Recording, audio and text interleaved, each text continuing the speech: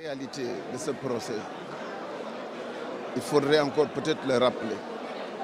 Ce procès n'a de sens que parce que Macky Sall, le président de la République, ne veut pas avoir d'adversaire pour l'élection présidentielle. Ce procès, pour être honnête et être simple et direct, est une honte pour la justice sénégalaise, c'est une honte pour la démocratie, c'est une honte pour l'état de droit. Je crois qu'aujourd'hui, l'argument autour duquel on essaie de s'accrocher, surtout du côté de l'État, pour montrer qu'ils ont intérêt à agir, ne tient en rien. Parce que les relations entre l'État et les collectivités locales sont faites de contentieux. On a un contentieux lourd sur la redevance sur l'électricité, on a un contentieux lourd sur l'éclairage public, on a un contentieux lourd aussi sur la manière dont les recettes sont récupérées par l'État et reversées aux collectivités locales. Donc de ce point de vue-là, nulle part ce qui est reversé aux collectivités locales n'est du ressort de l'État.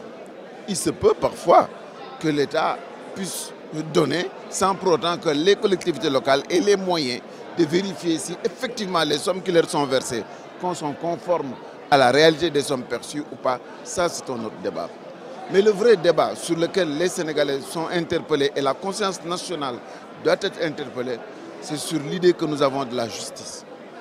Est-ce que nous devons, dans un pays qui se cherche en sous-développement, dans un pays où on constate chaque jour des dénis de droit, où on constate chaque jour que la volonté politique, la force du moment dicte la loi, dicte la conduite et dicte la justice, c'est cela le problème du Sénégal aujourd'hui. Comment est-ce qu'on peut construire un état de droit si les citoyens sont fragiles vis-à-vis de ces lois? Comment est-ce qu'on peut parler du Sénégal comme étant avoir une justice libre s'il est permis au président de la République d'instrumentaliser la justice, d'instrumentaliser les institutions pour atteindre ses adversaires politiques? C'est ça la question de fond. Et dans de telles conditions, il est difficile de convaincre quelqu'un que ce qui est fait aujourd'hui est de la justice. Nous sommes dans une cacophonie judiciaire.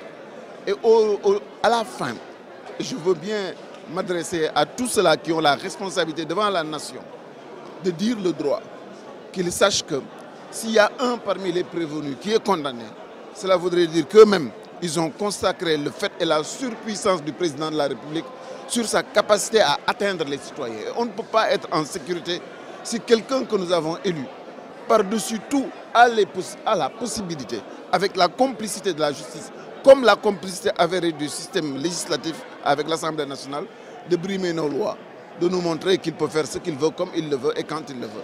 C'est ça la question. Juger Khalifa Sall, je l'ai dit, je le répète, est un non-sens.